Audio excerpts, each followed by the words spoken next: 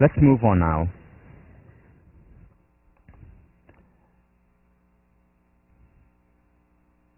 to another topic.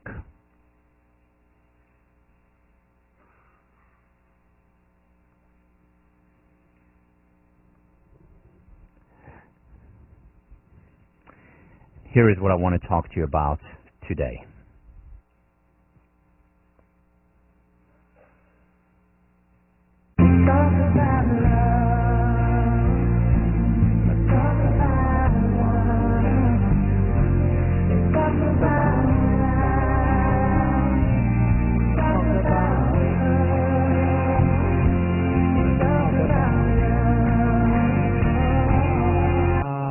Okay.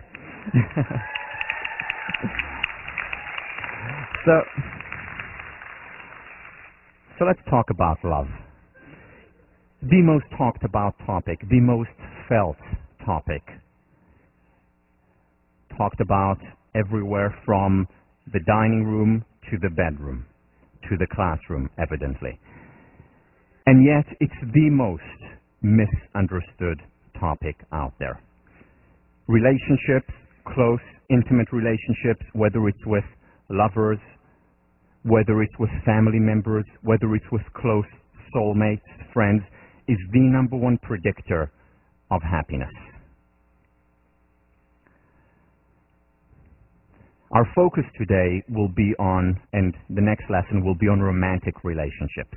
However, we're focusing on romantic relationships simply because in many ways it's the tip of the stem. It includes many of the things that other relationships include.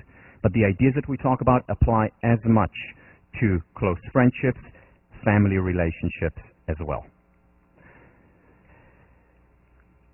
Once again, relationships are a natural need. No person is an island.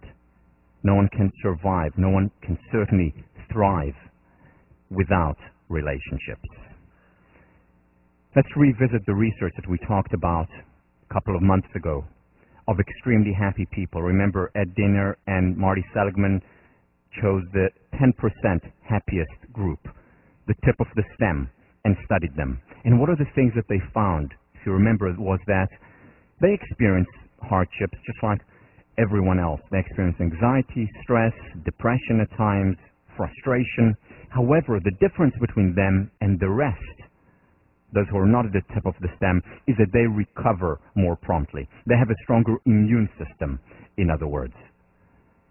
And one of the reasons why they have a stronger immune system, one of the reasons why they interpret their experiences differently, is because they have, and this is a differentiator between them and the rest, they have thriving personal, interpersonal relationships.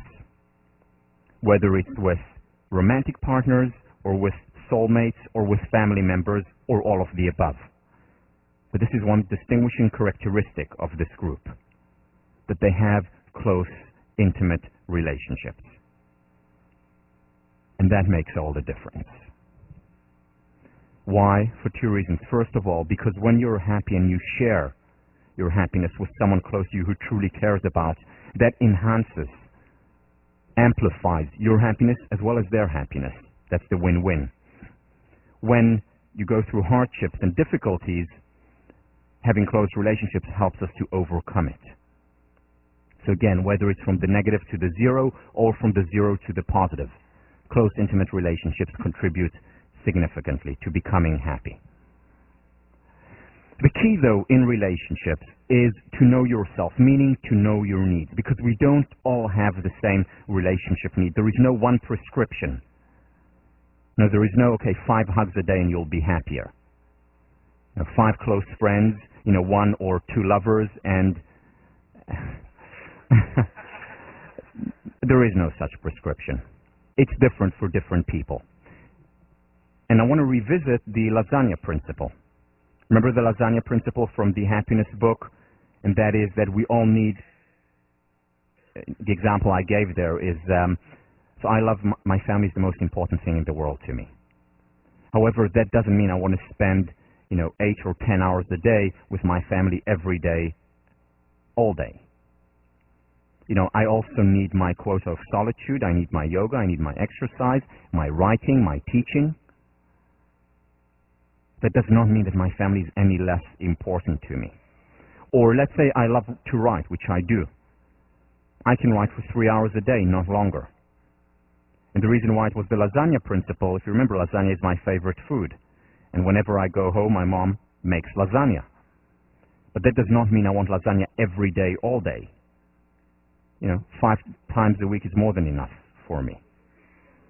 Or once a week. But you need to find your quota. The same with relationships. The same with relationships. Ask yourself, how many hours a day is it good for me, pleasant for me, enjoyable for me to spend with other people? One of the things that differentiates people in terms of the right amount is introversion and extroversion. We actually have a physiological base level of where we are compared to the optimum. Let me illustrate. So there is what's called an optimal level of arousal, cognitively speaking. Optimum level of arousal. And this, let's say, is our optimum level of arousal.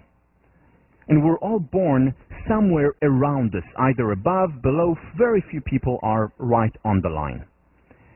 Introverts have a higher level of arousal, higher innate level of arousal. This is the introversion. Extroverts have a lower level of arousal compared to the optimal level. Now, we all physically see, or emotionally, cognitively, and physically look for experiencing the optimal level of arousal because that's where it's most convenient. That's when we are at our best. That's when we enjoy ourselves more. Which is why introverts whose innate natural state is above the optimal level of arousal actually need to reduce level of arousal. So they enjoy spending time by themselves. In contrast, extroverts have a lower arousal level, and it's not as pleasant as when they get it to the optimum level, so they go out to a party where there is a lot of arousal, a lot of things happening, a lot of people, in order to get to their optimal level of arousal. Which is why generally, what does alcohol do? Alcohol reduces our level of arousal. Which is why introverts very often need a glass of wine or a bottle before they dance. Because to dance when other people are watching increases levels of arousal.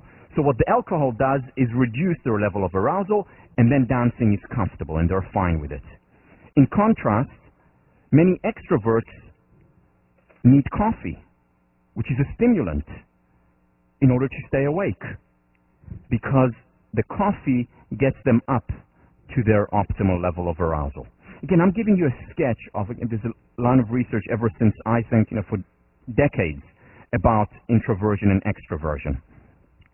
Now, by the way, this does not mean that we cannot act, in the words of Brian Little, we cannot act out of nature. Meaning an introvert can act like an extrovert. Here I am. I'm an introvert, and by the way, this is we're born with this state. It's innate. So I was born an introvert, and yet when I stand in front of the class and sing beautiful songs, I'm acting like an extrovert. However, the important thing, while we can act out of nature, is to understand that very often this enervates us. It takes away energy. It's difficult for us because we're acting. So if I'm here, when I teach, I go even higher, even further from my optimal level of arousal. And that takes away energy, which is why introverts, after acting like extroverts, whether it's at a party or in a lecture, need what Brian Little calls a restorative niche. A restorative niche, a place to restore. And that would be a place where they would spend time one-on-one with someone, or some hours of solitude, of recovery. Remember, the problem is not stress. The problem is not stress. The problem is when we don't have recovery. And introverts need recovery, sometime on their own, sometime one-on-one. Which is why for me, for example, form of recovery is office hours. Easy for me to meet students for 4 hours straight. It's a form of recovery. If I was only teaching and only standing in front of an audience, that would ultimately lead to overwork and to me being lethargic. Same with an extrovert. If you're an extrovert, sometimes you have to do introvert stuff. So, for example, you need to study for an exam. And yes, it would be nice to study for an exam at the Kong, but maybe not that helpful. So you study by yourself or with one person. And then what do you need after that as a restorative niche? Because it's enervating for an extrovert to be far from their optimal level of arousal.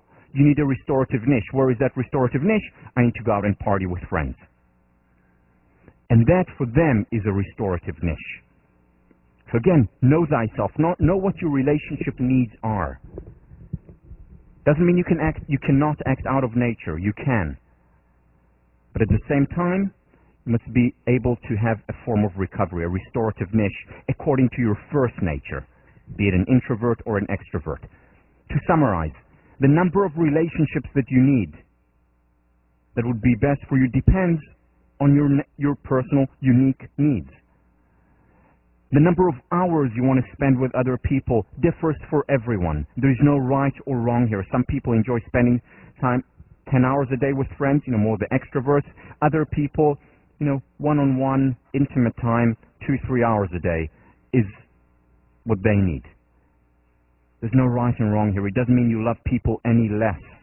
Or, neither does it mean that you don't need intimate relationships if you're one or the other. Both need close, intimate relationships.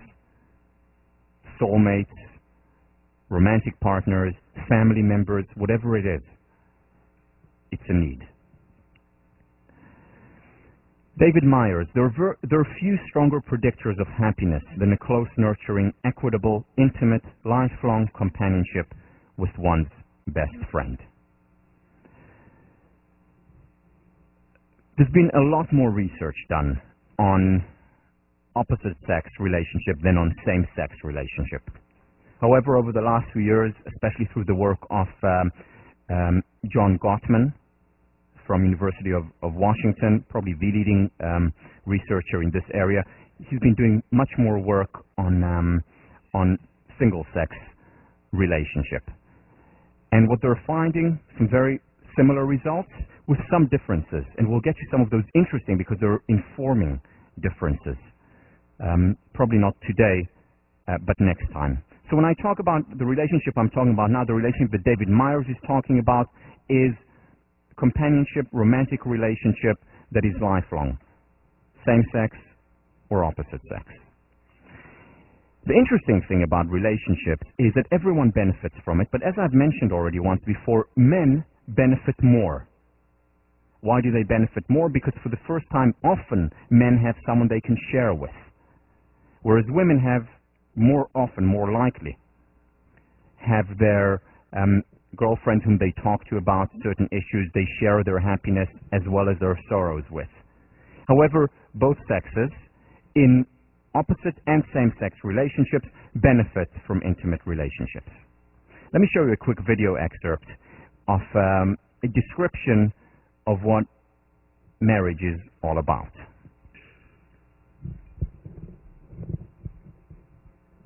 Look, this is marriage. You wake up in the morning and she's there. You come home at night and she's there. You eat, she's there. You go to sleep, there. And I know that sounds like a bad thing. But it's not. It's not. Not if it's the right person. Then it's good. It's good. It's really, really good. I would like a minute for rebuttal.